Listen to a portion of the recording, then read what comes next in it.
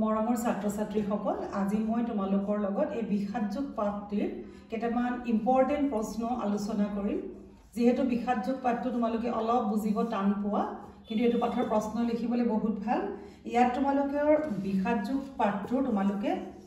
মহাৰথী কাক বোলে এটো ইম্পৰ্টেন্ট মহাৰথী কাক বোলে তোমালোকে এটো জানি থবা তোমালোকৰ এটো 2 মাৰ্কস আহিব আৰু 2 নম্বৰতে তোমালোকে জানিবা যে আৰু এটা প্ৰশ্ন আছে কুলক্ষয় দুখ বুলি কয় কুলক্ষয় দুখ কি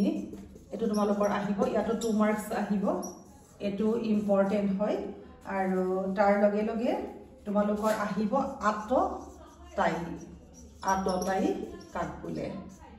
গতিকে এইগিটা হৈছে তোমালোকৰ ইম্পৰ্টেন্ট কোৱেশ্চন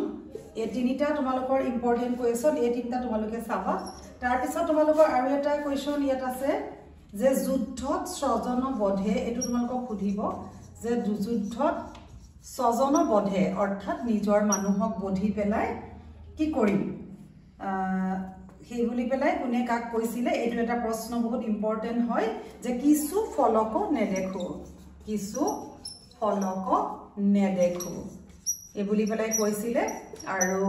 অৰ্জুনে কৈছিলে কেতিয়া কৈছিলে যুদ্ধ কৰাৰ আগত এই কথাখিনি বহুত ইম্পৰ্টেন্ট তেওঁ বিজয়কো আকাংক্ষা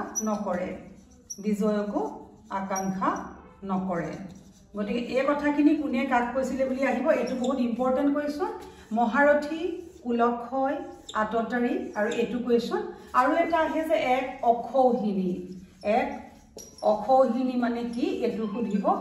গতিকে তোমালোকে মৰমৰ ছাত্ৰ ছাত্ৰীসকল এইখিনি তোমালোকে কোৱেশ্চন চালে নিশ্চয় ইম্পৰ্টেন্ট হ'ব ভিডিওটো লাইক কৰিবা শেয়াৰ কৰিবা আৰু সাবস্ক্ৰাইব কৰিবা ধন্যবাদ